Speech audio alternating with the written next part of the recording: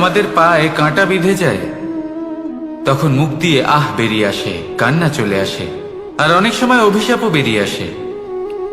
কিন্তু আমরা কি কখনো এটা এইভাবে দেখেছি, এইভাবে ভেবেছি যে আমরা যে পথে চলেছি সেই পথে কাঁটা বিঁধেছে, নাকি আমরা সেই পথ নির্বাচন করেছি যাতে শুধুই কাঁটা রয়েছে?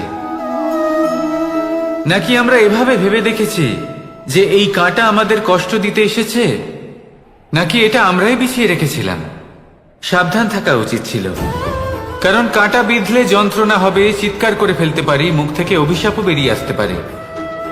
কিন্তু এই অভিশাপ শুধুমাত্র আমাদের তরফ থেকে অভিশাপ হয়, সামনের ব্যক্তিটির ওপরও নির্ভর করে। এবার সেই ব্যক্তি যদি এমন হয় যে ফুল আর কাঁটা এই দুই সমানভাবে গ্রহণ করতে পারে, তার কাছে অভিশাপও বরদানে পরিণত হয়। শেষ পর্যন্ত ব্যাপারটা দাঁড়ায় ভাবনা, চিন্তা, দৃষ্টিভঙ্গির উপর। কারণ আপনার এই ভাবনাই সত্যি হয়ে সামনে আসে। সেই জন্য এই ভাবনা, চিন্তা, মানসিকতাকে গুরুত্ব সহকারে দেখবেন। এই বিবেচনা নিয়ে বিবেচনা করতে শিখুন। আমার কথার অর্থ হলো যে জীবনে যখন এরকম কিছু একটা ঘটবে, তখন ভেবে দেখুন যে এরকম কেন হলো। আপনি কি এমন কোনো কর্ম করেছিলেন যার কর্মফল এটা? এমন কোনো কাজ যা অনুচিত ছিল, অসত্য ছিল, যা অভদ্রতার কারণ ছিল? ভেবে দেখা প্রয়োজন। দেখুন, ইচ্ছে হলো আপনার যে আপনি কি করতে চান, ভাবনা আপনার, সত্য আপনার, জীবন আপনার, সিদ্ধান্ত আপনার। আসুন আর আমার সাথে ভালোবেসে বলুন, রাধা রাধা।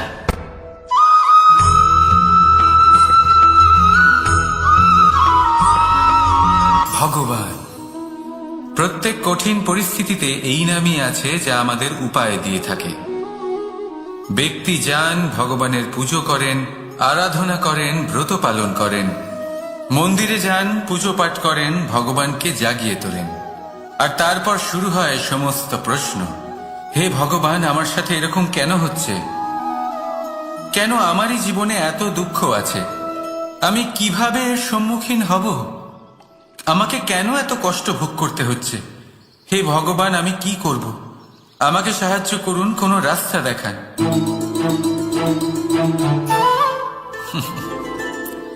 চলুন আমি আপনাকে একটা প্রশ্ন করি। মন্দিরে যাওয়ার চেষ্টা করার আগে আপনি কি জীবনে ততটা চেষ্টা করেছেন যতটা সেই সমস্যাকে দূর করার জন্য দরকার ছিল? দ্বিতীয় প্রশ্ন, ভগবানকে জাগানোর পূর্বে আপনি কি নিজেকে জাগিয়ে তুলেছেন? আপনি কি আলস্য ত্যাগ করেছেন? তৃতীয় প্রশ্ন, ভগবানকে জিজ্ঞাসা করার আগে আপনি কি নিজেকে জিজ্ঞাসা করেছেন যে আমি কেন এত অসফল হচ্ছি? যদি না করে থাকেন, তাহলে সবার আগে এটা করুন। আপনি সমস্ত প্রশ্নের উত্তর পাবেন, সমস্ত বিপদের পরিত্রাণ পাবেন। অন্য কোথাও নয়, নিজের ভেতরে তাকিয়ে দেখুন। চেষ্টা করুন নিজেকে জাগিয়ে তোলার। আপনি সফল অবশ্যই হবেন, কারণ এই পরমাত্মা, ওই পরমেশ্বর, ওই পরব্রহ্ম আপনার মধ্যেই তো আছে। রাধা রাধা।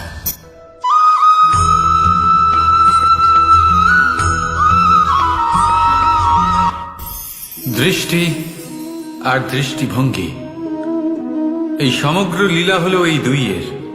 বিচিত্র হতে পারে, কিন্তু এটাই সত্যি। এবার আপনাকে একটা উদাহরণ দিয়ে বোঝাই। অনেক সময় আপনি কোনো ব্যক্তিকে এটা বলতে শুনবেন যে আমি আমার নিজের উপরে গর্ব করি, আমি নিজেকে নিয়ে গর্ব করি, আমি খুব ভালোভাবে আমার মা বাবার সেবা করি, ওনাদের আমি সবসময় সুখী রাখি, ওনাদের আমি একটা বাড়ি দিয়েছি, সকল সুখ সুবিধা দিয়েছি, ওনাদের জীবনে প্রত্যেক জিনিস দিয়েছি আর দেব যা তাদের প্রয়োজন। এবার আমাকে বলুন যে আপনি কে হন? আপনি হলেন সেই বীজ যা আপনার মাতা পিতা রোপণ করেছেন। আপনার মা বাবাই আপনাকে এই সংসারে জন্ম দিয়েছেন। এবার এইসব কথার কি তাৎপর্য? এই হলো সেই ব্যক্তির দৃষ্টিভঙ্গি। এবার দেখা যাক এই প্রকৃতি আমাদের কি শেখায়। কখনো কোনো গাছকে দেখবেন, যখন সেই গাছে ফল আসে, সে মালিকে এটা বলে না যে দেখো আমি তোমাকে ফল খেতে দিচ্ছি। সেই বৃক্ষ এটা বলে না যে দেখো আমি তোমায় আহার করতে দিচ্ছি, কারণ ও জানে যে এটা হলো সেই মালির পরিশ্রম, এটা হলো তারই কর্মের ফল, আর এটা তারই পাওয়া উচিত। সে বলে যে তোমার জিনিস তোমাকেই অর্পণ করলাম, এ আমার জিনিস নয়। ও জানে সেই মালির গুরুত্ব আসলে কি, এটা হলো তার দৃষ্টিভঙ্গি। সেই জন্য আপনি জীবনে কোন ব্যক্তির মধ্যে, কোন পশু পাখির মধ্যে, কোন প্রাণীর মধ্যে, কোন পরিস্থিতিতে, কোন আবেগের মুহূর্তে কি দেখতে পাচ্ছেন, সেটা আপনার দৃষ্টিভঙ্গির উপরে নির্ভর করছে। তাই নিজের মনে ধন্যাত্মক ভাব জাগ্রত করুন, শুভ চিন্তা নিয়ে আসুন। এই ভাবনাই সত্য হয়ে সামনে আসবে। এই দৃষ্টিভঙ্গি এমন হয়ে যাবে যে আপনার জীবনে সবকিছুই শুভ হবে। তাহলে আসুন আর আমার সাথে ভালোবেসে বলুন, রাধা রাধা।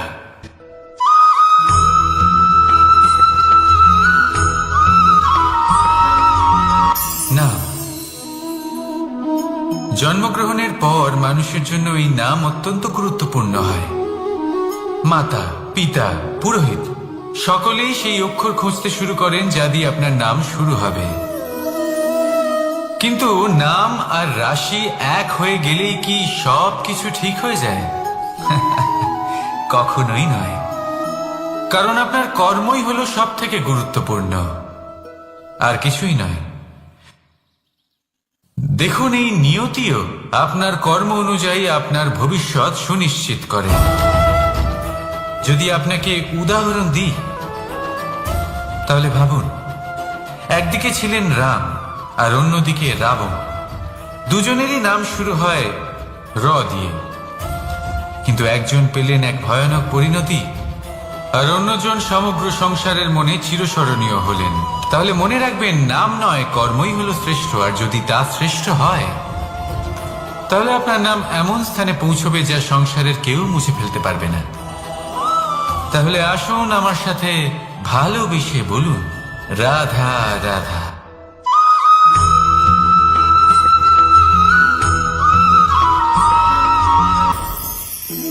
সময়, এই সময় আসলে কি? এই সময় একটা সরল রেখা তো কখনোই নয়। সময় হলো একটা চক্র, যেখানে এর আদি সেখানেই হলো এর অন্ত, আর যেখানে তা শেষ হয় সেখান থেকেই তার শুরু হয়। এই সময় একটা অত্যন্ত বিচিত্র চিন্তা, বিচিত্র ভাবনা, একটা বিচিত্র বস্তু যা কেউ বুঝতে পারেন না। এই সময়ের লীলা, এর কোনো প্রমাণ নেই, কোনো জ্ঞান নেই, কোনো পরিমাপ নেই। শুধু এটুকু আমরা জানতে পারি, যেখানে শেষ হবে সেখান থেকে একটা নতুন সূচনাও হবে। যা আজ আপনার কাছে আছে, কাল অন্য কারোর কাছে যাবে, তারপরে তার কাছ থেকেও অন্য কারোর কাছে যাবে, তারপরে তার থেকেও ছিনিয়ে নেওয়া হবে। এই নিয়তির একজনের কাছ থেকে অন্যজনের কাছে আদান প্রদানের এই সময় হলো আপনার সময়। এই সময়ের সদ্ব্যবহার করুন, এই সময়কে বাঁচুন। আপনাকে শুধু এটাই সুনিশ্চিত করতে হবে যে আপনি কোন পক্ষে আছেন। আর সত্যি বলতে কি, আপনার জীবনের পরিণাম নির্ভর করে আপনার নির্বাচনের ওপর। আপনি কোন পক্ষ নির্বাচন করছেন। তাহলে মনে রাখবেন, জীবনে সেই পক্ষই নির্বাচন করবেন যা চয়ন করার পরে আপনি সুখ অনুভব করবেন, আপনি সন্তোষ লাভ করবেন, প্রসন্নতা লাভ করবেন। আর আমি এটাই সুনিশ্চিত করব যে এই পক্ষ যেন শান্তির পক্ষ হয়, এই পক্ষই যেন প্রেমের পক্ষ হয়। তাহলে চিন্তা করবেন না, আর আসুন আমার সাথে ভালোবেসে বলুন, রাধা রাধা।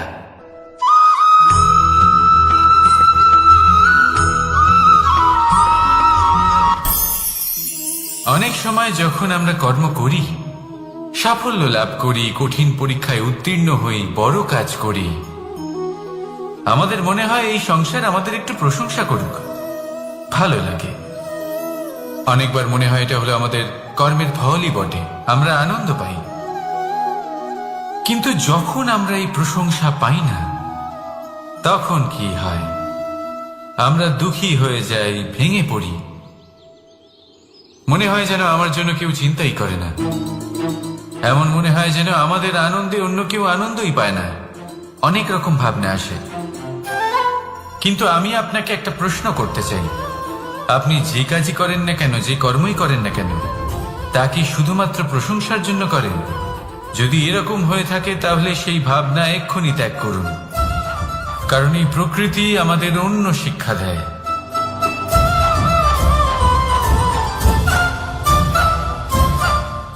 এই ফুলকে দেখুন, এই যে ফুলের সুবাস, যা আমার মনকে উচ্ছ্বসিত করে তোলে, মনে শক্তির সঞ্চার করে,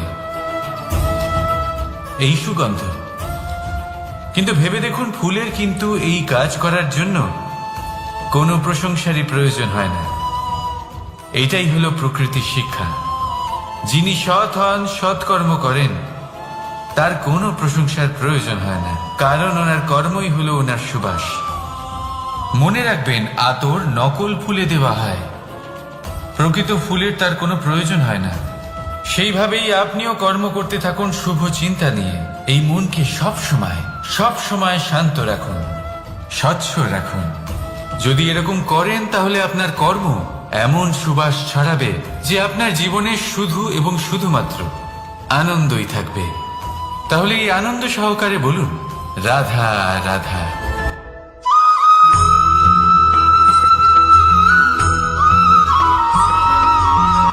কর্ম এবং ফল দেখতে গেলে এই সমস্ত ব্রহ্মাণ্ড এই দুইয়ের মাঝেই স্থির হয়ে আছে।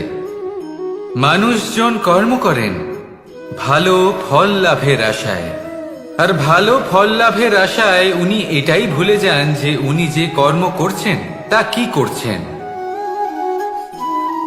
আমি বলেছিলাম কর্ম করুন ফলের চিন্তা না করে, কিন্তু কি কর্ম করছেন সেই বিষয়ে ভাবাটাও অত্যন্ত আবশ্যক।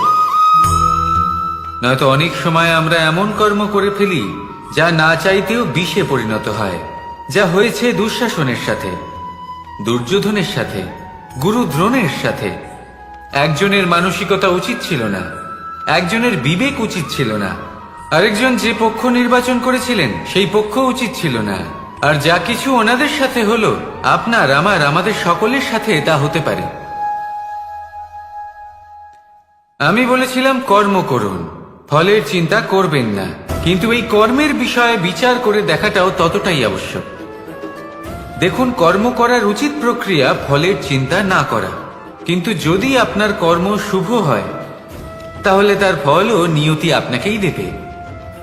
সর্বদা কর্ম করার সময় এটা ভাবুন যে আপনার এই কর্ম এই সংসারকে, এই সমাজকে, আপনার পরিবারকে, আপনার আশেপাশের মানুষজনকে কোন দিশায় নিয়ে যাবে।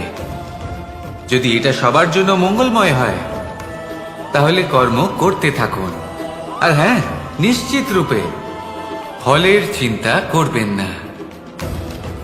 আসুন আমার সাথে ভালোবেসে বলুন, রাধা রাধা।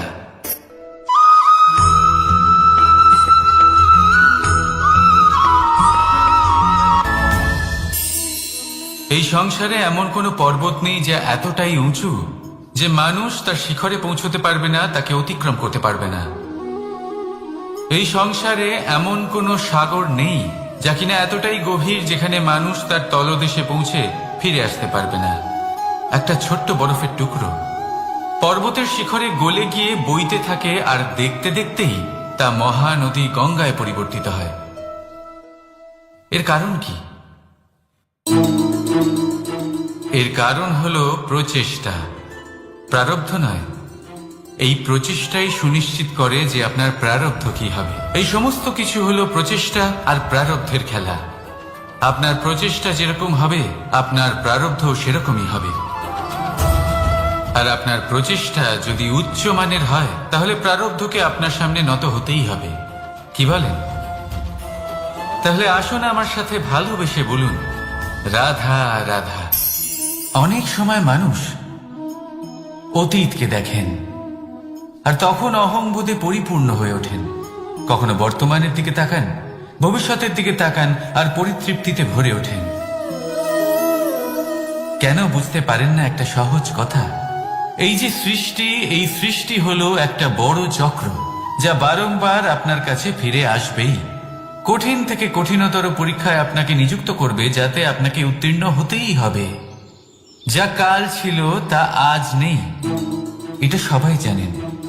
যা আজ আছে তা হয়তো কাল থাকবে না, এটাও আপনাকে মেনে নিতে হবে, তাও আবার হাসি মুখে। শান্ত থাকতে শিখুন আর কখনোই মনের মধ্যে অহংকার উৎপন্ন হতে দেবেন না। হতে শিখুন সেই হিমবাহের মতো।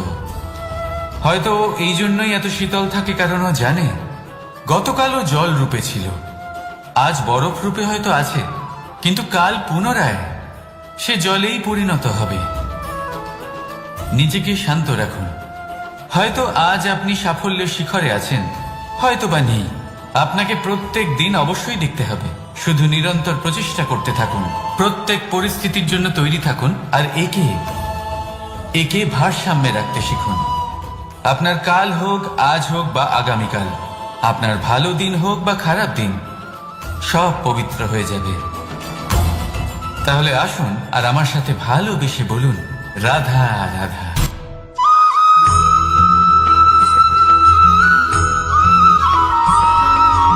প্রতিশোধ অথবা কাউকে দুঃখ দেওয়ার ভাবনা, যদি এটা আপনার মনে থাকে, তাহলে আপনি নিজের মনেই যন্ত্রণার একটা বিশাল বৃক্ষ রোপণ করছেন, এটা মনে রাখবেন। কারণ কাউকে দুঃখ দেবার এই ভাবনা, এটা হলো সেই বীজ যা আপনার মনেই পতিত হবে, আপনার মনেই অঙ্কুরিত হবে, আর আপনার মনেই একটা বিশাল বৃক্ষরূপে বেড়ে উঠবে।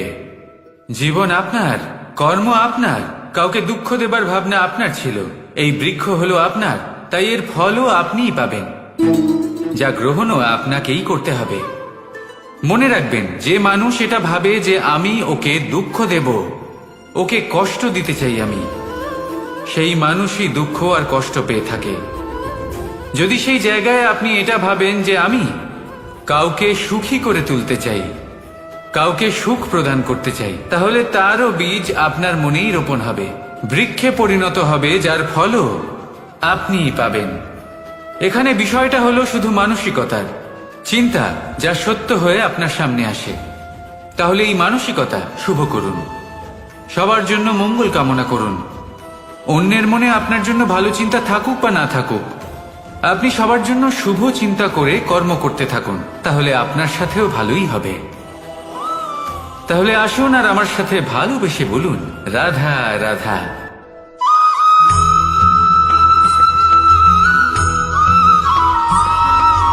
দোল উৎসবে এই সমগ্র সংসার রং নিয়ে খেলা করে, কিন্তু এই রঙের সারমর্ম এই সংসার কি জানে?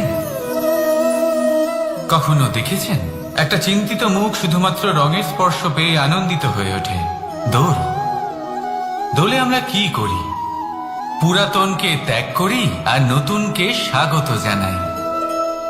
শিশিরকে বিদায় জানিয়ে এক সুন্দর, এক নতুন ঋতুকে আগমন জানাই।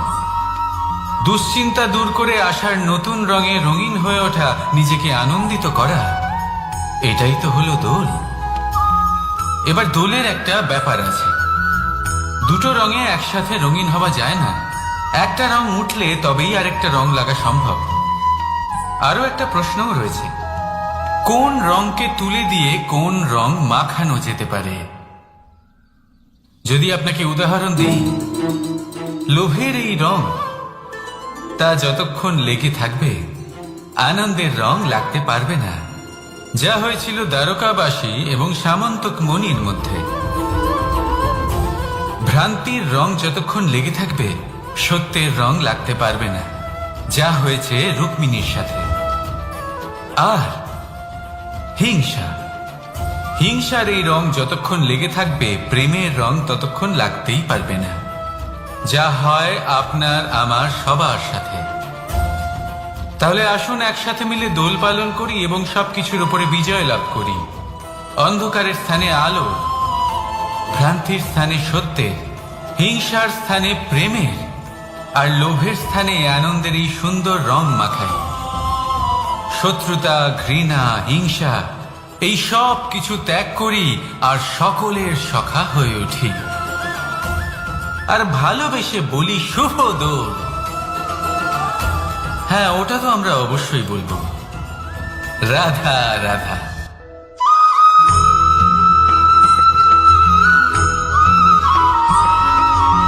কখনো কখনো মানুষ মনে করেন যে সে নিজেই সব থেকে বেশি শক্তিশালী, তিনি হলেন জ্ঞানী। দেখুন, এটা ভালো ব্যাপার যে আপনার মধ্যে শক্তি আছে, জ্ঞান আছে, আর এটা শুধু আপনার জন্য নয়, এই সমস্ত সমাজের জন্য, দেশের জন্য, সমগ্র পৃথিবীর জন্য অত্যন্ত আবশ্যক। কিন্তু এই কথাটাও বোঝা অত্যন্ত আবশ্যক যে এই জ্ঞান যেন কখনো অহংকার না হয়ে ওঠে। যখন মানুষের মধ্যে জ্ঞান থাকে তখন সে রাম হয়ে ওঠে। রাম, যিনি সমুদ্রের বুকে সেতু বানিয়েছিলেন, বানর সেনার দ্বারা রাক্ষস রাজকে পরাজিত করেছিলেন, আর চিরকালের জন্য সবার কাছে আদর্শ হয়ে উঠেছিলেন। আর যদি মানুষের মনে অহংকার জন্মায় তাহলে সে রাবণ হয়ে ওঠে। দেশে বিদেশে যতই খ্যাতি থাকুক না কেন, সে রাক্ষস হয়ে ওঠে, নিজের সাথে সাথে সমস্ত কুলের বিনাশ করে বসে। এবার জ্ঞান নাকি অহংকার, আপনার কি চাই সেই সিদ্ধান্ত আপনার, আর আপনার এই সিদ্ধান্তই নিশ্চিত করবে যে আপনার কর্ম কি হবে, আর আপনার এই কর্মই নিশ্চিত করে দেবে আপনার প্রারব্ধ কি হবে। তাহলে শুভ কর্ম করুন আর আমার সাথে ভালোবেসে বলুন, রাধা রাধা।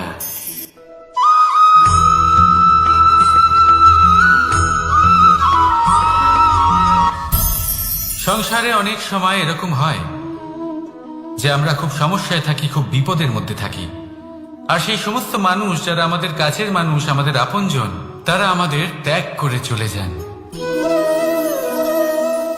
আমরা এই সময় দুঃখ পাই, নিরাশ হয়ে পড়ি এবং একা একাই সেই সমস্যাকেও কাটিয়ে উঠি। এবার পরিস্থিতি যেমন খুশি হোক না কেন, সেই সব মানুষ যারা এমন সময় আপনাকে ত্যাগ করেছেন তাদের প্রতি ক্রুদ্ধ হওয়া, অভিমান করা, এটা অনুচিত। আমি বলবো তাদের প্রতি কৃতজ্ঞ থাকুন। আমি বলবো তাদের ধন্যবাদ জানান যে তারা এমন সময় আপনার সঙ্গ ত্যাগ করেছেন যখন আপনার তাদের সব থেকে বেশি প্রয়োজন ছিল।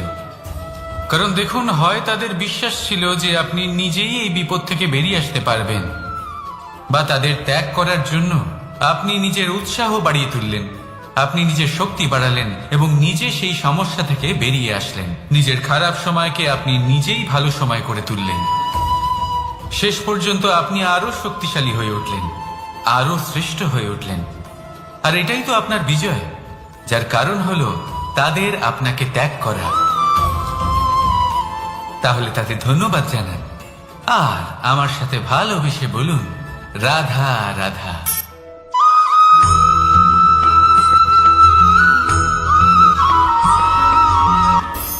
সুখ আর অভিজ্ঞতা, এই দুই জীবনে একসাথে কখনোই আসে না। মনে রাখবেন, যেখানে সুখ থাকে সেখানে অভিজ্ঞতা থাকে না। আর যখন এই সুখ আমাদের জীবন থেকে দূরে চলে যায়, তখন আমাদের জীবনে আসে এই অভিজ্ঞতা। পরমাত্মা, প্রকৃতি, নিয়তি এই অভিজ্ঞতাকে আমাদের জীবনে পাঠান যাতে আমরা একটা অত্যন্ত গুরুত্বপূর্ণ শিক্ষা, একটা জ্ঞান প্রাপ্ত করতে পারি। এই অভিজ্ঞতা আমাদের শেখায় যে অতীতে এমন কি হয়েছিল যা আমাদের করা উচিত হয়নি।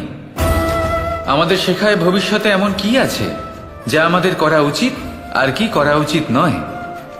দেখতে গেলে এই অভিজ্ঞতা আমাদের সেই শিক্ষা দেয় যার জন্য আমরা সুখের দিকে উচিতভাবে অগ্রসর হতে পারি।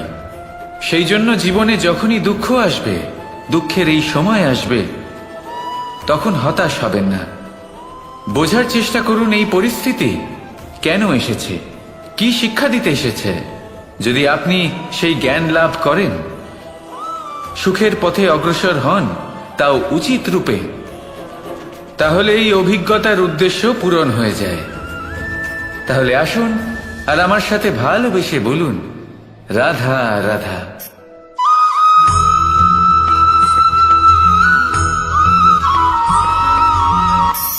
ধন, ধন হলো কারোর জন্য মোহ, আবার কারোর জন্য মায়া, কারোর জন্য হয়তো ভাগ্য, আবার কারোর জন্য কর্মের পারিশ্রমিক। দেখতে গেলে এই ধন হয়তো সবার জন্যই অত্যন্ত প্রয়োজনীয় হয়ে থাকে। সেই জন্যই তো মানুষ নিজের সমস্ত জীবন অতিবাহিত করেন এই ধন অর্জন করার জন্য।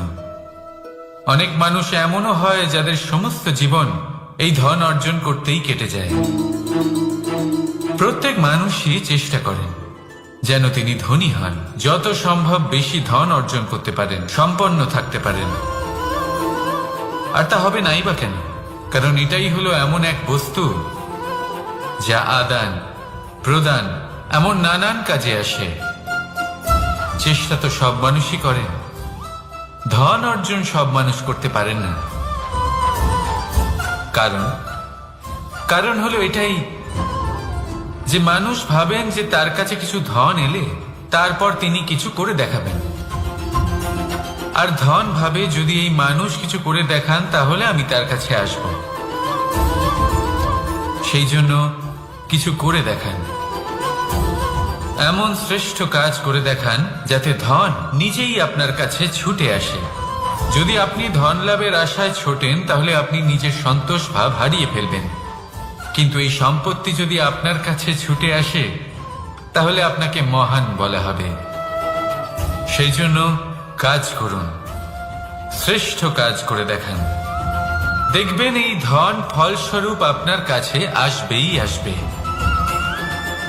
তাহলে আসুন আমার সাথে ভালোবেসে বলুন, রাধা রাধা।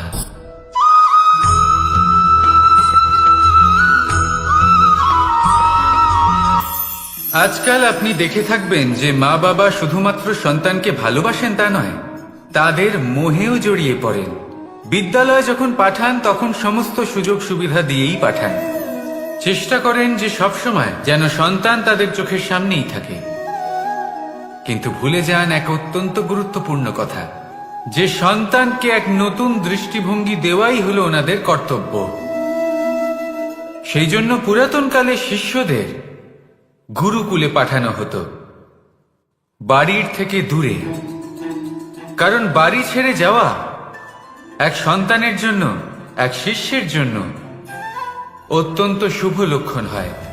যখন সে বাড়ির থেকে দূরে, গৃহস্থের থেকে দূরে থাকবে, তখন এই সংসারকে সে এক নতুন দৃষ্টিভঙ্গি দিয়ে দেখবে, পরখ করবে, বুঝতে পারবে, আর সবকিছু নিজে থেকেই শিখে যাবে কখন আক্রমণ করতে হয়, কখন পিছু হটতে হয়, কিভাবে এই সংসারের সম্মুখীন হতে হয়। আর এটা আপনার দৃষ্টি ওকে শেখাতে পারবে না, ওর অভিজ্ঞতা ওকে শেখাতে পারবে।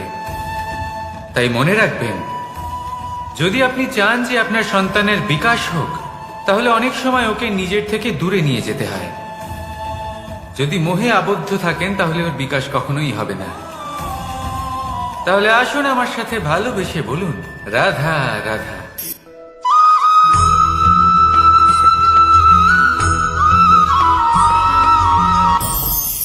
আমাদের মনে সবসময় একটা প্রশ্ন এসেই থাকে, এই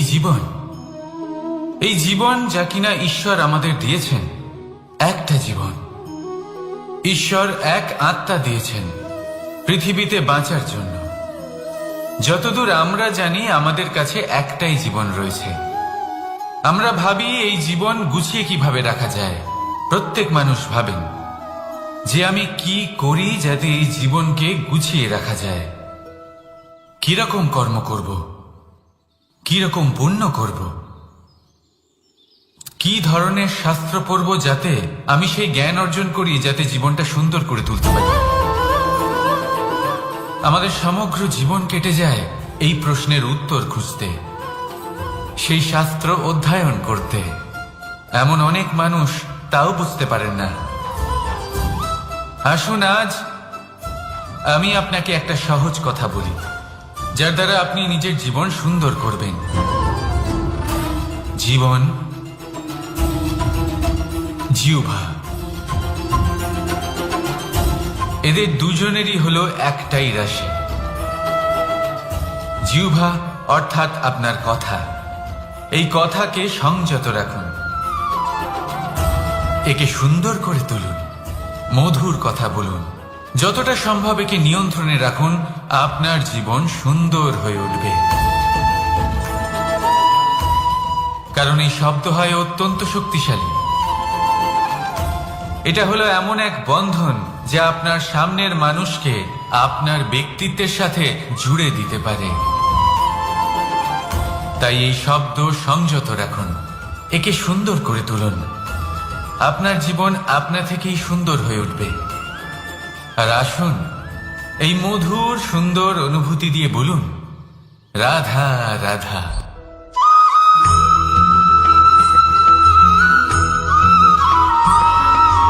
সমস্যা, কঠিন সময়, সংকট, বিপদ কার জীবনে নেই? প্রত্যেকের জীবনে আছে। কিন্তু আমাকে একটা কথা বলুন, যদি নৌকায় ঢেউকে ভয় পেতে শুরু করে তাহলে সাগর পার করবে কে? কখনো কোনো ছোট্ট পিঁপড়েকে দেখেছেন যে আকারে হয়তো ছোট হতে পারে কিন্তু বড় শিক্ষা দিয়ে যায়? কিন্তু আমরা শিখি না। এবার দেখুন একটা পিঁপড়েকে যে ভোজনের খোঁজে বাইরে বের হয়, একটা ছোট্ট দানা তুলে নেয়। ছোট দানা তোলে কারণ তার থেকে বেশি সে তুলতেই পারবে না। সে দানা নিয়ে চলতে শুরু করে, কোনো দেওয়ালে উঠে পড়ে, আবার পড়েও যায়। সেই দানা দূরে কোথাও একটা পড়ে যায়, তা আবার খোঁজে, তুলে নেয়, আবার চলতে থাকে। পড়ে যায় আবার ওঠে, পড়ে যায় আবার ওঠে। সেই দানাটা রেখে দেয়, আবার বেরিয়ে পড়ে ভোজনের খোঁজে। পরিশ্রম করতে থাকে কিন্তু হার মানে না। এই শিক্ষাই তো আমাদের প্রাপ্ত করতে হবে। নিরন্তর পরিশ্রম আর নির্ভীক হয়ে কর্ম করে যেতে হবে। এটাই হলো সাফল্যের মাধ্যম, এটাই হলো জয়ের মন্ত্র, অচ্যুত অজয় অস্ত্র। তাহলে আসুন আর আমার সাথে ভালোবেসে বলুন, রাধা রাধা।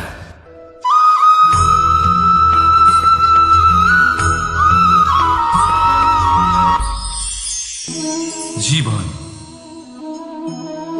এই জীবন আসলে কি?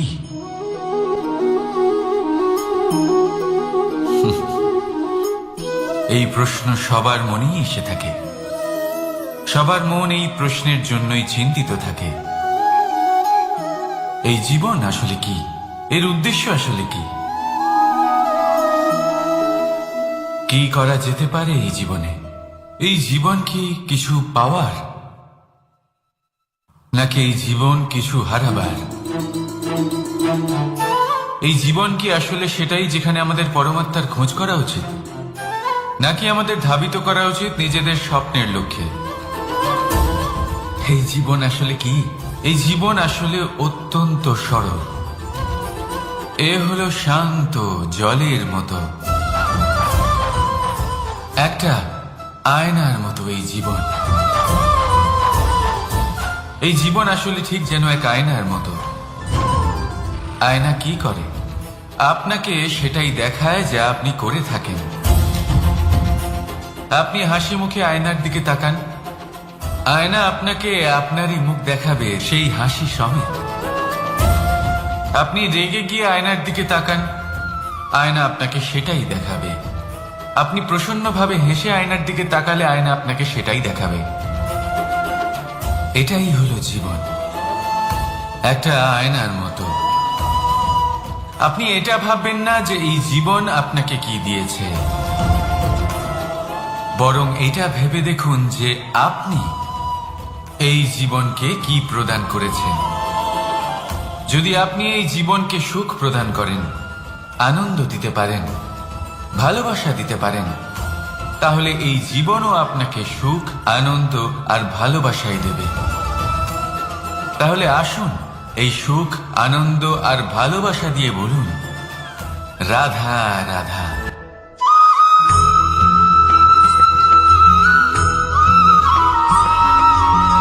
পরিবর্তন এই সংসারের শাশ্বত নিয়ম। কোন রাজা নেই যিনি চিরকাল রাজা থাকেন, কোন ধনী ব্যক্তি নেই যিনি চিরকাল ধনী থাকবেন। এই সংসারে সূর্যের স্থান নেওয়ার জন্য চন্দ্রিমার আগমন ঘটে। কোন স্থান যাকে পতিত বলা হয়েছিল সেখানে মহল তৈরি হয়েছে। কোন স্থান যাকে আজ মলিন বলা হয়েছে কাল সেখানে মন্দিরও স্থাপন হতে পারে। কোনো ঋতু চিরকালের জন্য থাকে না, কখনো সময় চিরকাল একরকম থাকে না। আজ যা আপনার কাছে রয়েছে কাল অন্য কারোর ছিল, আজ যে আপনার কাছে রয়েছে কাল তা অন্য কারোর কাছে চলে যাবে। আপনার সাথে কিছু থাকলে তা হলো আপনার কর্ম, কিন্তু সেই কর্মের পরিণামও আপনার নয়। আপনি শুধু কর্ম করুন, বাকি সবকিছুই পরিবর্তনশীল। কিন্তু সেই পরিবর্তনকে দেখে ভয় পাওয়ার প্রয়োজন নেই, তাকে স্বাগত জানান। যদি আপনি হাসি মুখে সেই পরিবর্তনকে স্বাগত জানান, তাহলে এই পরিবর্তনও হাসি মুখে আপনার সাথে থাকবে। আসুন আমার সাথে ভালোবেসে বলুন, রাধা রাধা।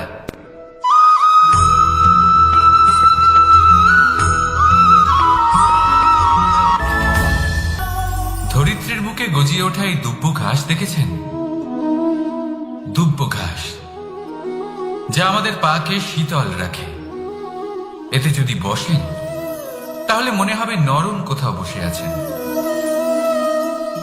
এত ছোট হলেও কিন্তু এর মধ্যে গুণ আছে অনেকগুলি, আর যতটা ছোট এটা ততটাই বড় শিক্ষকও।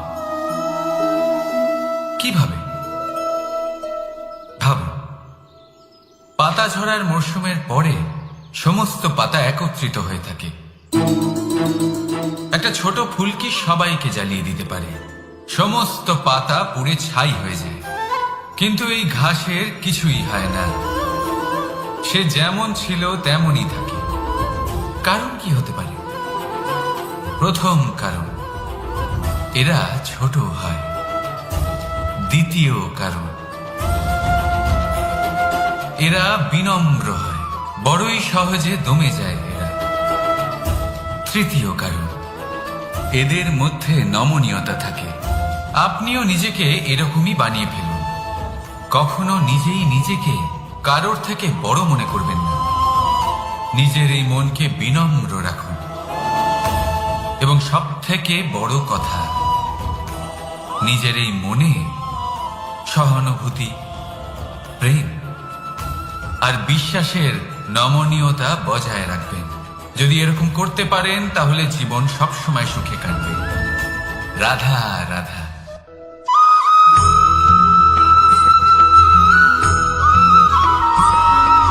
সদিচ্ছা, দেখতে গেলে 3 অক্ষরে তৈরি এই শব্দ, কিন্তু সমস্ত ত্রিলোক তার উপরই আধারিত। আপনি এই সংসারে এসেছেন, তখন অবশ্যই শ্বাস নেবেন, কিন্তু তার বদলে আপনাকে কিছু তো দিতেই হবে। আপনার উপর নির্ভর করছে আপনি কি দেবেন। কি দেবেন এই সংসারকে, এই সমাজকে, নিজের পরিবারকে, আর তার বদলে কি নেবেন? যশ নাকি অপযশ? দেখুন, এক ছিল রাবণ, যে কিনা সমুদ্র পার করলো সীতাকে অপহরণ করার জন্য, আর এক ছিলেন রামচন্দ্র, যিনি সমুদ্র পার করেছিলেন, সেতু বানিয়ে গিয়েছিলেন সীতাকে ফিরিয়ে নিয়ে আসার জন্য। দুজনেই সমুদ্র পার করেছিলেন, শুধু পার্থক্য ছিল সদিচ্ছাকে বোঝার, লক্ষ্যের। অনেক মানুষের যাত্রা একরকম হতেই পারে, কিন্তু আনন্দ তখনই লাভ করবেন যখন লক্ষ্য শুভ হবে, মহান হবে। এই লক্ষ্য দিয়ে এই সংসারের কল্যাণ হবে এবং মানুষের সম্মান হবে। যদি আপনার সংকল্প উচিত হয়, তাহলে আপনার লক্ষ্য উচিতই হবে, নয়তো শুধুমাত্র বিনাশ হবে। আর উচিত এটাই হবে যে বিনাশের হাত থেকে যেন নিজেকে বাঁচানো যায়, কি বলেন? তাই জীবনে যে লক্ষ্য স্থির করছেন, মনে রাখবেন তা যেন শুভ লক্ষ্য হয়। যদি এরকম হয়, তাহলে আপনার যাত্রা, আপনার জীবন দুটোই শুভময় হবে। আসুন আর আমার সাথে ভালোবেসে বলুন, রাধা রাধা।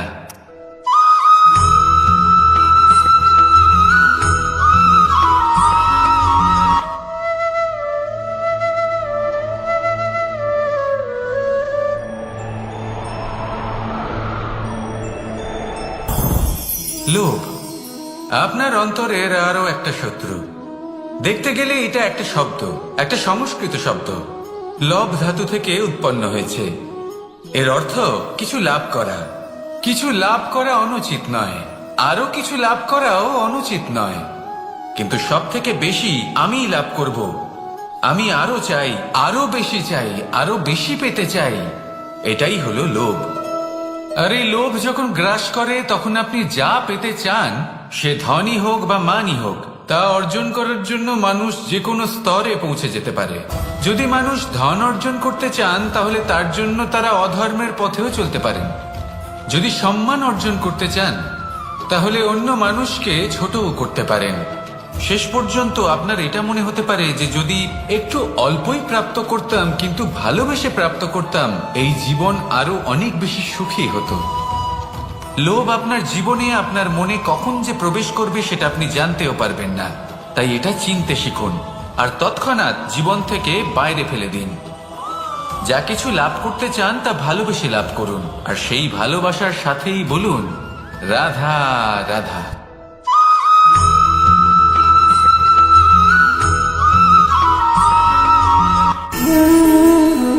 সঞ্চয়।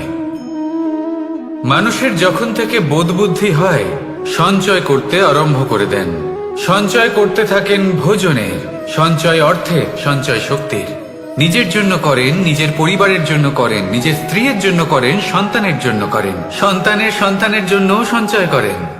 সঞ্চয় করার জন্য ওনার কাছে অনেক কারণ রয়েছে, কারণ উনি এটা ভাবেন যে এই সঞ্চিত শক্তির জন্য কেউ ওনার কোনো ক্ষতি করতে পারবে না। মানুষ ভুলে যান একটা গুরুত্বপূর্ণ কথা, এই সত্য, উনি এই সংসারে খালি হাতেই এসেছিলেন আর এখান থেকে ওনাকে খালি হাতেই যেতে হবে। যা এখানকার তা এখানেই থেকে যাবে। আর যদি কিছু ওনার সাথে যায় তা হলো ওনার কর্ম, আর কিচ্ছু নয়। তাই যদি কিছু অর্জন করতে চান তাহলে শুভ কর্ম অর্জন করুন, আত্মশক্তি অর্জন করুন, কারণ পরলোকে এটাই হবে আপনার সম্পত্তি। তাহলে কি এটা আপনি অর্জন করতে চান না? আসুন আর আমার সাথে ভালোবেসে বলুন রাধা রাধা।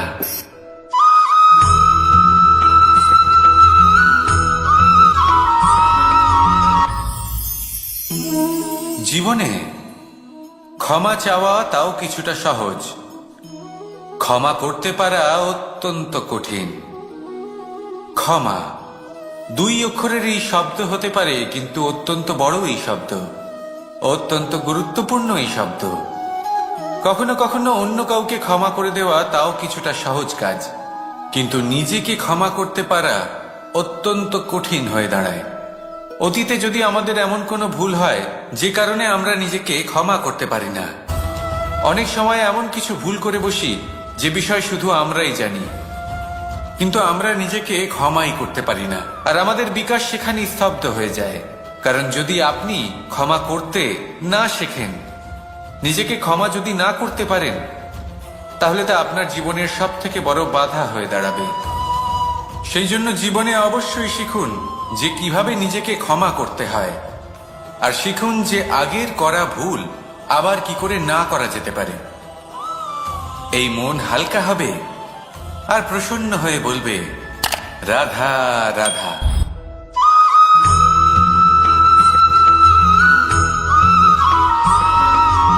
বটবৃক্ষের বীজ সর্ষের দানার থেকেও ছোট হয়, কিন্তু যখন তা নিজের রূপ ধারণ করে তখন তা বিশাল বৃক্ষের আকার ধারণ করে, যা সহস্র বছর ধরে বেঁচে থাকে, ছায়া প্রদান করে, পাখিদের আশ্রয় প্রদান করে, আর দেয় পথচারীদের বিশ্রাম করার স্থান।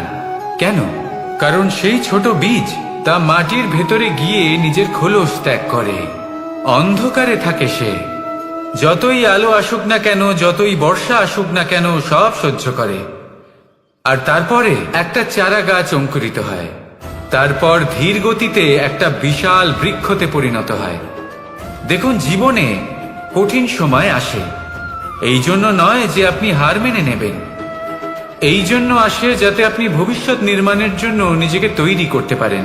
যদি কঠিন সময়ে আপনি ওই বীজের মতো দৃঢ় হয়ে থাকতে পারেন, তাহলে আপনিও একদিন সেই বিশাল বৃক্ষের মতো নিজের অস্তিত্ব গড়ে তুলতে পারবেন, যা সহস্র বছর পর্যন্ত মনে রাখা হবে।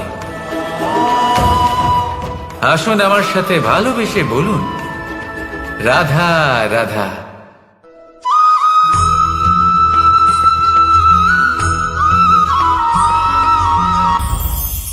এই সংসারে যখনই কোনো সমস্যা আসে তখন আমরা আমাদের সব থেকে বড় সম্বলের কাছে আশ্রয় খুঁজি, তা হলো আমাদের বিশ্বাস। এবার প্রশ্ন হলো এটাই যে এই বিশ্বাস কার উপর করা যেতে পারে? পরিবারের ওপর, বন্ধুর ওপর, নাকি তাদের ওপর বিশ্বাস করা উচিত যাদেরকে আমরা কখনো সঙ্গ দিয়েছি? দেখুন, এই সংসারে বিপদের সম্মুখীন হলে কে আপনাকে সাহায্য করবে সেটা নির্বাচন করা আপনার হাতে নেই।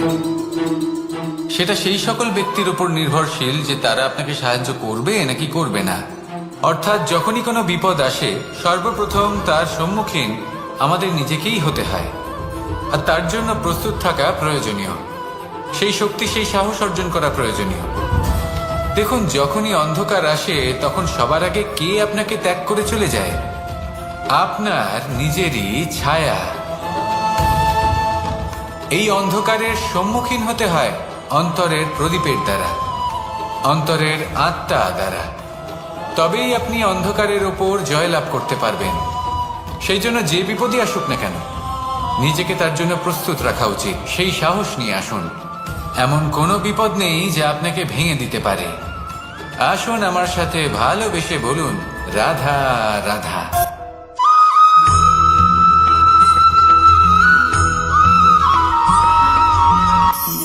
আপনি কখনো জীবনে সূর্যোদয় দেখেছেন?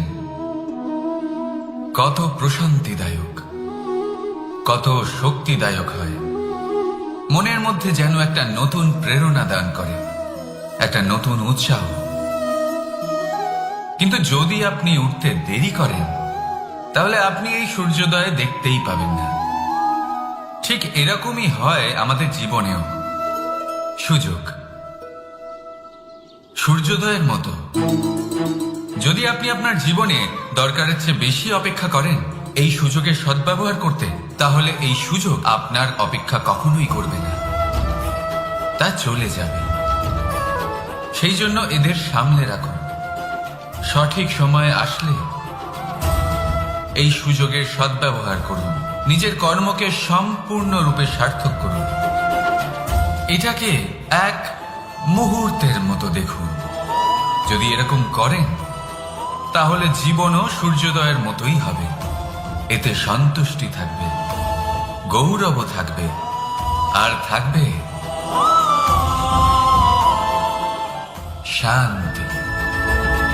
রাধা রাধা।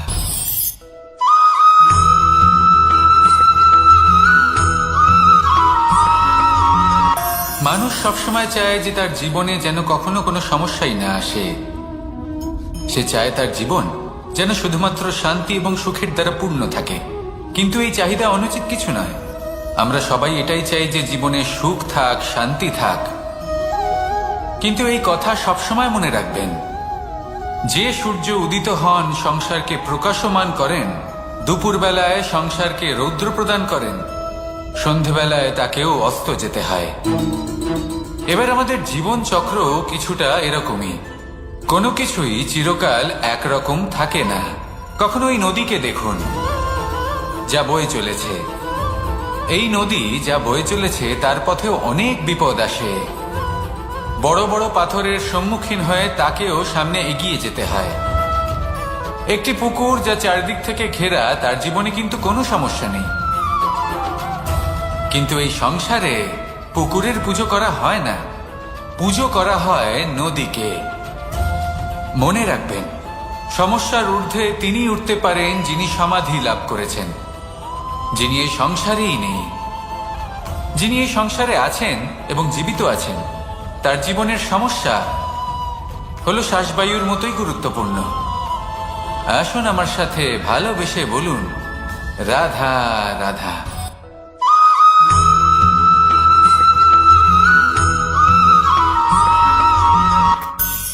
ধন, সম্পদ, ঐশ্বর্য, মানুষ হয় নিজের সৌভাগ্যের দ্বারা এগুলো লাভ করে থাকেন বা কর্মের দ্বারা। সৌভাগ্য আসলে কি?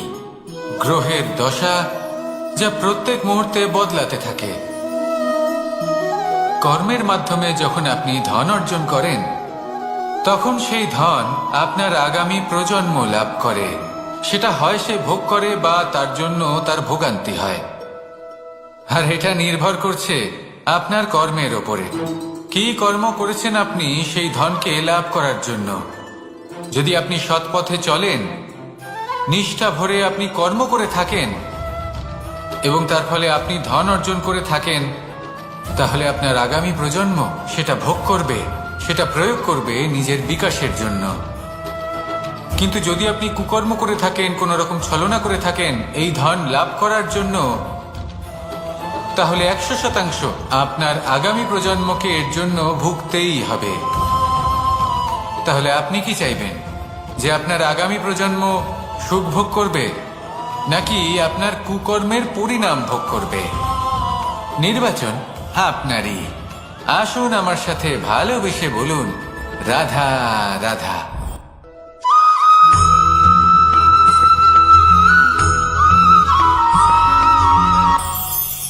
আজ আমি আপনাকে একটা ছোট্ট কাহিনী শোনাবো। একবার আমি, রাধা আর দাদা আমরা তিনজনে মিলে লুকিয়ে একটা উপবনে গেলাম আম পেড়ে খেতে। অনেক পরিশ্রম করে আমরা ওখানে পৌঁছলাম আর আমরা আশ্চর্যচকিত হয়ে গেলাম এটা দেখে যে এবার তো আম পাকেইনি। এবার দাদা কি করলেন, একটা আম পাড়লেন আর সেটা চাখলেন, আর উনি নিরাশ হয়ে পড়লেন। উনি বললেন যে এটা তো খুবই টক। তারপর রাধা একটা আম পাড়লো আর সেটা চেখে দেখলো, আর রাধা উৎসাহিত হয়ে পড়ল।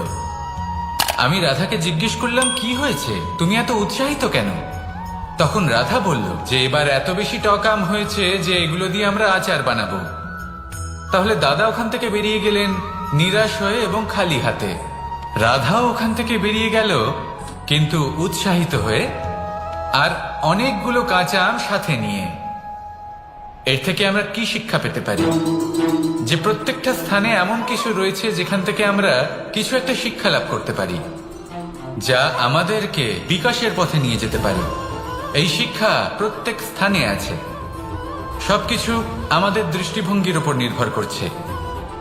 যখনই আমাদের জীবনে, আমাদের সম্পর্কে কোনো সমস্যা, কোনো বিপদ আসে, তখন বেশিরভাগ মানুষ সেই বিষয় নিয়ে দুঃখী হয়ে পড়েন।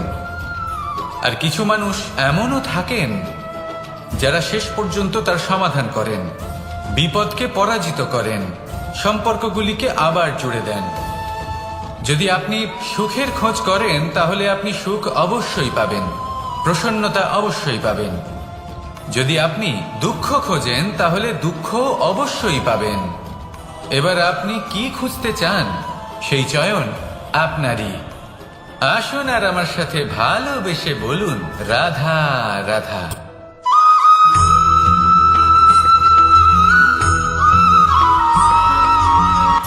আমার কাছে যশোদা মা যেমন, আমার কাছে দেবকী মা যেমন, আমার কাছে ঠিক তেমনই হলেন গোমাতা।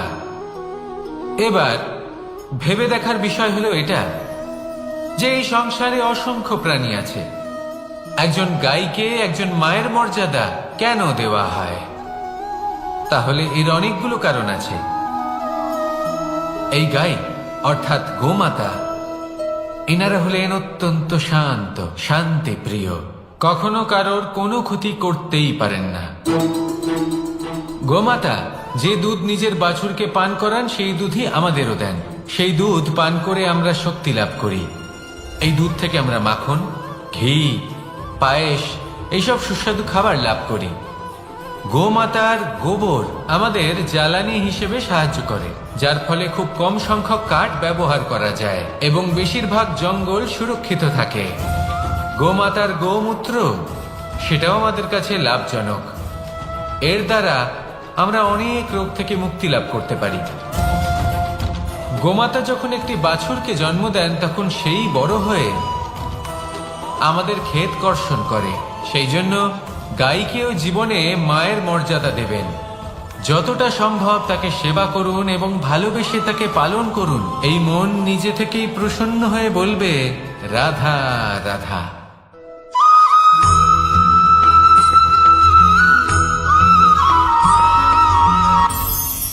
কখনো কোনো প্রজাপতিকে উড়তে দেখেছেন? কি সুন্দর উড়ে বেড়ায় সে, এক ফুল থেকে অন্য ফুলে, এক পাতা থেকে অন্য পাতার উপর। কিন্তু সে কিভাবে উড়তে শেখে কখনো ভেবেছেন? জন্ম থেকেই কিন্তু প্রজাপতির ডানা থাকে না। ও কিন্তু ছোট্ট একটা ডিমের আকারে জন্ম লাভ করে। তারপর সেই ডিমটি ভেঙে একটি কীট বাইরে আসে। আস্তে আস্তে সে বড় হয়, ওর শক্তি বৃদ্ধি পায়। তারপর সে সেই কীট দশা ত্যাগ করে নিজের ডানাগুলি মেলে।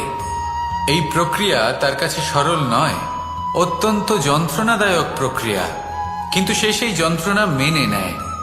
আর তারপর আস্তে আস্তে সে উড়তে শেখে। শুধুমাত্র আকাশে উড়ে বেড়ায় তা নয়, আমাদের মনের মাঝে উড়ে বেড়ায়। এবার এই ডিম থেকে প্রজাপতি হয়ে ওঠার যে যাত্রা, এটা যতটা কঠিন, ততটাই কঠিন হয় এই সংসারে শ্রেষ্ঠ কর্ম করা, ততটাই কঠিন হয় এই সংসারে মহান হয়ে ওঠা। সেই জন্য প্রয়োজনীয় প্রচেষ্টা এবং সময়।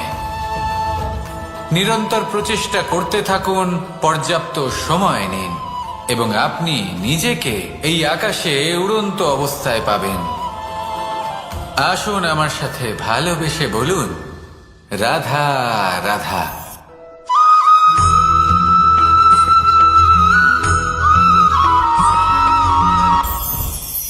মুঠো হাতের শক্তি বেশি, মুঠো খুললেই তা দুর্বল। তা এমন কি থাকা উচিত এই বন্ধ মুঠোয় যা লাখের সমান? মানসিকতা এবং স্বপ্ন। মানুষ জন্মগ্রহণ করে, তার মানসিকতা সময়ের সাথে উন্নত হয়। মানসিকতা অনুযায়ী সে স্বপ্ন দেখে, আর সেই স্বপ্ন সার্থক করতে সে পরিশ্রম করতে থাকে। কিন্তু খুব গুরুত্বপূর্ণ একটা কথা আছে যা আপনার মনে রাখা উচিত। আপনার এই মানসিকতা, আপনার এই স্বপ্ন, তা যেন আপনার নিয়ন্ত্রণে থাকে। আপনার বন্ধ মুঠোয় যেন এর লাগাম থাকে, আপনি যেন এর প্রভু হন। যদি তা হয় তবেই আপনি লাভবান হবেন। যদি এরা আপনাকে নিয়ন্ত্রণ করতে থাকে, যদি আপনার মুঠো খুলে যায়, না পথ আপনার নিয়ন্ত্রণে থাকবে, না মানসিকতা থাকবে, না স্বপ্ন নিয়ন্ত্রণে থাকবে।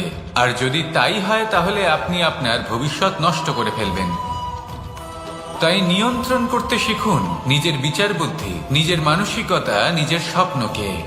নিজের এই স্বপ্ন পূরণ করুন, আর আমার সাথে ভালোবেসে বলুন, রাধা রাধা।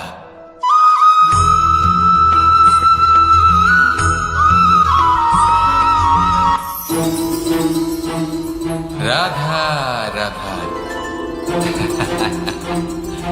আপনারা হয়তো ভাবছেন কি আশ্চর্য ব্যাপার, প্রত্যেকবার আমি কথা শেষ হওয়ার পরে রাধা রাধা বলি। এইবার আমি আগেই বলে দিলাম। কারণটা কি? কারণ হলো অত্যন্ত বিশেষ। প্রত্যেকবার কথা সমাপ্ত হবার পরে আপনাদের সবার মধ্যে ভালোবাসা বিতরণ করতে চাই, তাই রাধা রাধা বলি। কিন্তু এইবার এই নতুন এবং বিশেষ সূত্রপাতে প্রথমে প্রেম বিতরণ করা অত্যন্ত আবশ্যক।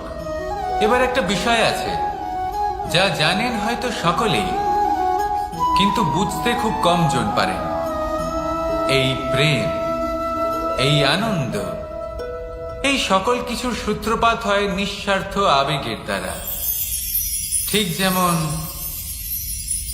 একজন মাতাকেই দেখে নিন। যখনই একজন মাতা সন্তানকে জন্ম দেন, তখন এই সংসার ভুলে যায় যে তার জন্য এটা একটা নতুন জন্ম। কারণ একজন নারী তখন একজন মাতৃরূপে নতুন ভাবে জন্ম নেন। একজন নারী স্ত্রী ও গৃহবধূ রূপে কিছু অধিকার লাভ করে থাকেন, কিন্তু তিনি যখন মা হয়ে যান, তখন তিনি শুধুই দান করতে শেখেন। নিজের সন্তানের জন্য কত কিছুই না করেন, তাকে বাৎসল্যের সাগরে ভাসিয়ে নিয়ে যায়। এই সংসারে রাজকুমার জন্ম নিতেই পারেন, তাকে রাম এবং লক্ষণ কিন্তু মায়েরাই বানিয়ে তোলেন। একজন গোয়ালা জন্ম নেয়, তাকে দ্বারকাধীশ একজন মাই বানিয়ে তোলেন। পিতা হলেন সেই পর্বত যার একটা অংশ হলো তার সন্তান, কিন্তু মা হলেন সেই শিল্পী যিনি একটা পাথরকে খোদাই করে এমন এক মূর্তি গড়ে তোলেন যাকে সকলে পূজনীয় মনে করেন। তাহলে স্মরণ করুন সেই সকল মুহূর্ত যেগুলি আপনি নিজের মাতার সাথে অতিবাহিত করেছেন। অনুভব করতে পারবেন যে কিভাবে এক মুহূর্তেই এই মন প্রফুল্ল হয়ে ওঠে। এবারের কারণ কি? এর কারণ হলো এই জীবনের আসল দ্বারই হলো মমতা।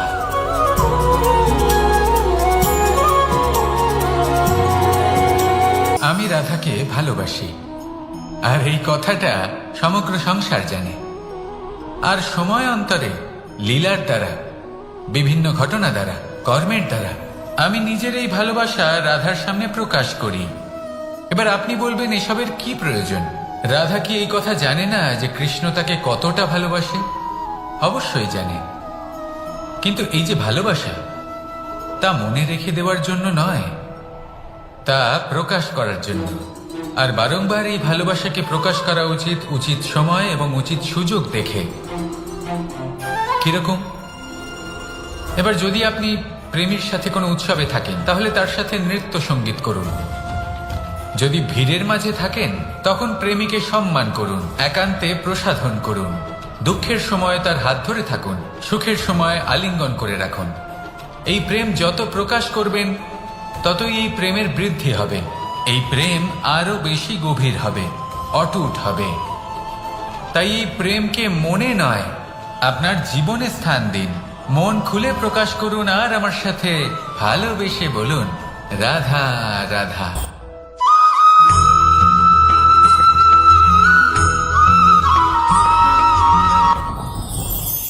যত শক্তিশালী এই মন, তত শক্তিশালী এই শরীরও। এই যে আমাদের শরীর, এটা আসলে কি? এ হলো একটা রথের মতো। আর একটা রথ ততক্ষণ চলতে পারবে না যতক্ষণ না তাকে কোনো সারথি চালাবে। এই মন হলো শরীরের সারথি। এবার ভাবুন, যদি এই সারথি শক্তিহীন হয়, দুর্বল হয়, তাহলে এই রথের কি হবে? এটা উচিত পথে চলতে পারবে না, উচিত গতিতে চলতে পারবে না, মন মতো স্থানে এটা পৌঁছতেও পারবে না। সেই জন্য মনের শক্তি অত্যন্ত প্রয়োজনীয়। এবার মনের শক্তি আমরা কোথা থেকে লাভ করি? দৃঢ়তার শক্তি থেকে। এবার এই শক্তি আমরা কিভাবে বাড়াতে পারি? আমরা প্রতিদিন কিছু নতুন স্থির করি, কিছু ছোট, কিছু বড়। আর যেই আমরা নতুন কিছু পূর্ণ করি, আমাদের মনের শক্তি বেড়ে যায়। আর যদি পূর্ণ না করতে পারি, মনের শক্তি কমে যায়। একটা দেওয়ালের মতো ছোট ছোট ছোট ছোট শিলা আমরা একটার পর একটা স্থাপন করে একটা দেওয়াল তৈরি করি। এতগুলো পাথর যখন একত্রিত হয়ে যায়, তখন এমন এক দেওয়াল তৈরি হয় যাকে ভাঙা প্রায় অসম্ভব হয়ে দাঁড়ায়।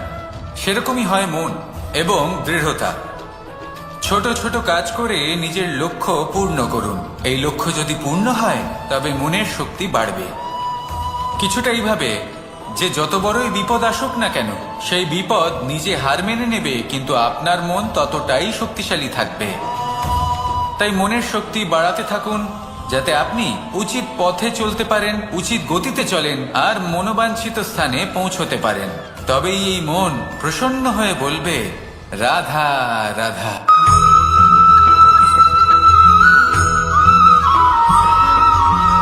কিছু মানুষ বলেন যে নিরন্তর কাজ করলে, পুরুষার্থ পালন করলে এই জীবন বদলে ফেলা সম্ভব।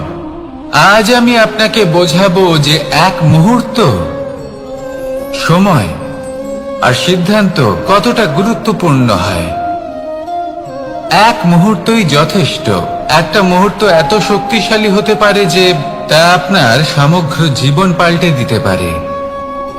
এমন এক সময় ছিল শ্রীরামের কাছে, যখন ওনাকে সিদ্ধান্ত নিতে হয় যে উনি নিজের পিতার আদেশ পালন করতে বনবাসে যাবেন নাকি যাবেন না। উনি সেই আদেশ পালন করেছিলেন। তারপর সময় অনুসারে উপযুক্ত সিদ্ধান্ত নিলেন। আর আজ সকলের মনে বসবাস করেন শ্রীরাম। আর অন্যদিকে আছে রাবণ। ওনার কাছে একটা সময় ছিল, একটা সুযোগ ছিল নিজের প্রারব্ধকে শুভ করে তোলার। উনি ভুল করলেন আর মৃত্যু লাভ করলেন। নির্বাচন সব সময় আপনার হাতে, শুধু আপনাকে সময়কে বুঝতে হবে, সেই মুহূর্তকে বুঝতে হবে আর উচিত সিদ্ধান্ত নিতে হবে, ব্যাস। বুঝতে শিখুন এই সময়ের দাবি কি, বুঝতে শিখুন এই সময়ের ইচ্ছে কি, আর উচিত সিদ্ধান্ত নিন। আর আমার সাথে ভালোবেসে বলুন, রাধা রাধা। জ্ঞান এবং অহংকার, এই দুইয়ের মধ্যে সম্পর্ক কোথায়? সম্পর্ক ঠিক সেরকম যেরকম হাত এবং কাঁকনের, যেমন চোখ এবং দৃষ্টির সম্পর্ক। এবার আপনি বলবেন, এ আমি কি বলছি? জ্ঞান এবং অহংকারের এমন সম্পর্ক কি করে হতে পারে? দেখুন, যে ব্যক্তি জ্ঞানী, যার কাছে জ্ঞান রয়েছে এবং তিনি জানেন যে তার কাছে জ্ঞান রয়েছে, তার মধ্যে নিজে থেকেই অহংবোধ জাগ্রত হয়। খুব কম সংখ্যক এমন জ্ঞানী ব্যক্তি আছেন যারা নিজেদের অহংকারের বিষয়ে আঁচ করতে পারেন। প্রকৃত জ্ঞানী হলেন তিনি, যিনি নিজের জ্ঞানের সদ্ব্যবহার করে অহংকারকে দূর করেন। উচিত সময় বুঝে যান, নিজের অন্তর যাচাই করে এই বিষয়টা দেখেন যে তার অন্তরে অহংবোধ জাগ্রত হচ্ছে, এবং নিজেকে সেখানেই থামিয়ে দেন, যাতে অহংকারের পথে তিনি অগ্রসর না হয়ে যান। এই অহংকার কখন উচিত, কখন অনুচিত, কখন প্রয়োগ করা উচিত, উচিত নয়, কখন বাধা দেওয়া উচিত, এটা শেখা অত্যন্ত প্রয়োজনীয়। আর যদি এটা আপনি শিখতে পারেন, তাহলে আপনি একজন জ্ঞানীও হয়ে উঠবেন এবং সুখীও থাকবেন। তাই মনে রাখবেন, এই জ্ঞান নিয়ে কখনোই অহংকার করবেন না, বরং সবসময় নিজের অহংবোধের বিষয়ে প্রকৃত ধারণা রাখবেন। আসুন আমার সাথে ভালোবেসে বলুন, রাধা রাধা। আমাদের জীবনে 7 ধরনের সুখ আছে, আর সেগুলো লাভ করার জন্য আমরা অত্যন্ত প্রচেষ্টা করি। কিন্তু কোনো প্রচেষ্টা করার পূর্বে তা কিভাবে করব সেটা বোঝা খুব প্রয়োজন, আর সেখানেই আমরা ভুল করে থাকি।